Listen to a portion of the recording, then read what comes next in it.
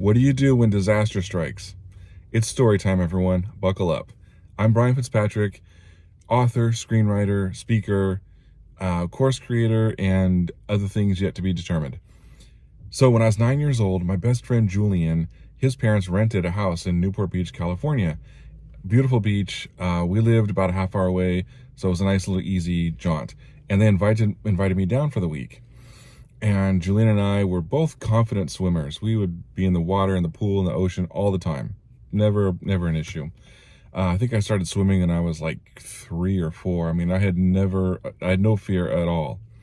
So we go out and we're swimming, and Newport has these sort of rock jetties that come out from the coast every, I think, quarter mile. It's by design, and I'm not sure even why they do it, but it has them there. And we decided to just be cool and swim out to the end, or maybe even past it. I don't remember what our goal was at the time, but we swam out there. And at one point we looked back and the shore was pretty far away. And so I decided to go down and see how deep it was, see if I could touch bottom. And so went underwater, couldn't touch, and went, oh shit.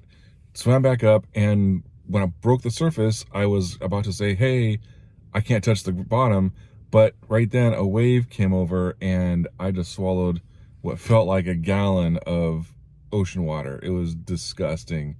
And I started coughing and hacking and choking, and we both sort of realized, hey, let's get back to shore. So we both started trying to swim back to the sand, and I couldn't keep above water.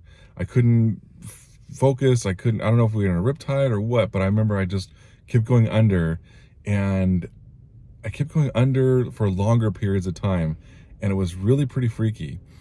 And when I popped up maybe the third time, one of those red cushiony lifeguard buoy things landed right next to me, and I grabbed that shit and held on for dear life.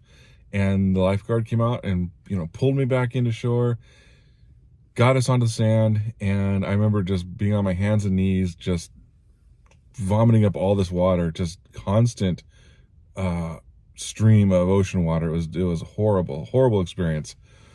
Very grateful to be saved, because I knew that they had actually saved me for real.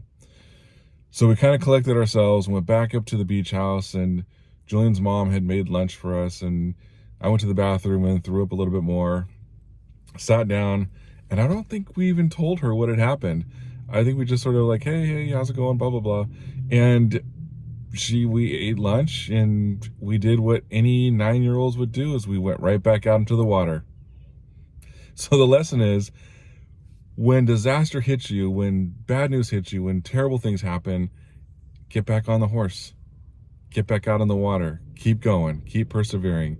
And I don't regret any of it, because I maintained my confidence in swimming, and it was a learning moment, let's say. It would be about another 10, 12 years later when I would almost drown again in the ocean, and that is another story.